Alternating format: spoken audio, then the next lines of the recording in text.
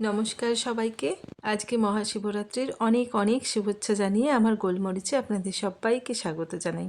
আজকে রবিবার, আজকে শিবরাত্রি। আমাদের বাজারে একটি ফুলের দোকান রয়েছে। আর এই সমস্ত যোগে জাগের দিনক্ষণগুলিতে আমি একটু দোকানে চলে যাই। আমার হাজব্যান্ডের অনেক সময় ফিরতে দেরি হয়, তো সকালবেলাই তো ফুলের কাস্টমারগুলো থাকে বলুন, বেশি দেরিতে তো আর থাকে না। তাই আমি এই দিনগুলোতে যাই। কালকে যেহেতু সবেমাত্র বাপের বাড়ি থেকে ফিরেছি, এক রাশ জামা কাপড়ও ছিল, তো 9টা নাগাদ আমার হাজব্যান্ড দোকানে আসতেই আমি বাড়ি ফিরেছি। এসেই জামা কাপড়গুলো ভেজাতে শুরু করেছি। এই সব ফেলে রেখে তো আর কোনো কিছু শান্তিতে হয় না। ঘুম থেকে উঠেই মেয়েকে একটু দই চিড়ে খেতে দিয়ে ওকে রেডি করিয়ে গুছিয়ে আমি চলে গিয়েছিলাম, কারণ 8টা নাগাদ ওকে পড়াতে আসবে স্যার। সেজন্যই আরও নিশ্চিন্তে গিয়েছি, কোনো ঝামেলা নেই। মেয়ে তো এখন ক্লাস 6-এ পড়ছে, তো ছোটোখাটো কাজগুলো নিজের করে নিতেই পারে।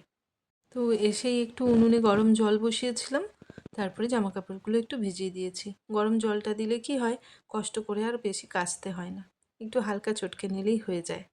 তো এত জামা কাপড় ভিজিয়েছি দেখে আমার যা বললো আজকে দিদিকে একটু কেচে দিতে বলতে, মানে আমাদের বাড়িতে যে দিদি সকালে ঘরটা মোছামুছি করে, তো সেই দিদি কেচে দিল, আমি ধুয়ে একটু মিলিয়ে নিয়েছি আর কি। এই শিবরাত্রির বার তো ভীষণ কঠিন, নাকি একটু জলও খাওয়া যায় না, তাই সাহস পাই না। বার করিনি, তবে বাড়িতে যে শিব মানে মূর্তিটি রয়েছে, শিবলিঙ্গটা, সেটারই পুজো করেছি। তবে সকাল থেকে না খেয়েই ছিলাম, নিজের কাজকর্মগুলো গুছিয়ে নিয়েই ঝটপট করে একটু উনুনে রান্না করে নিচ্ছিলাম। উনুনে রান্না বলতে, এই শীতের হাওয়া যতদিন ততদিনই আমি একটু উনুনে রান্না করতে পারি। আসলে এত আমাদের জ্বালানি, সেগুলো শেষ হওয়ার নাম নেয় না। তবে ভাতটা 12 মাস হয় উনুনে, কিন্তু একটু যদি তরকারিপত্রগুলো না করি কিছুতেই শেষ হবে না ওগুলো। তাই ভাবলাম এখন বেশ কিছুদিন উনুন জ্বেলে রান্নাবান্নাগুলো করে নিই। তো তারপরে স্নান সেরে পুজো টুজো করেছি। আর আমার এই যে শিবলিঙ্গটি, তাতে একটু জল দিয়েছি। খুব পরিপাটি করিনি।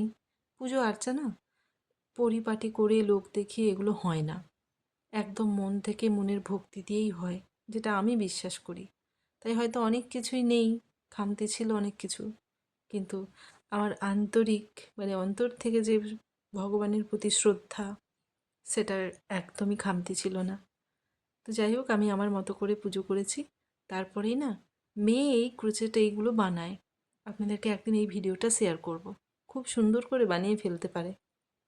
সেগুলো একটু তার নোংরা হয়ে গিয়েছিল, তো ধুয়ে নিয়ে বলল, মা চলো ছাদে মেলে আসি। তো চলুন, ভিডিওটি আজ এই পর্যন্তই। দেখা হবে নেক্সট কোনো ভিডিওতে। আজ আসি, খুব ভালো থাকবেন, টাটা।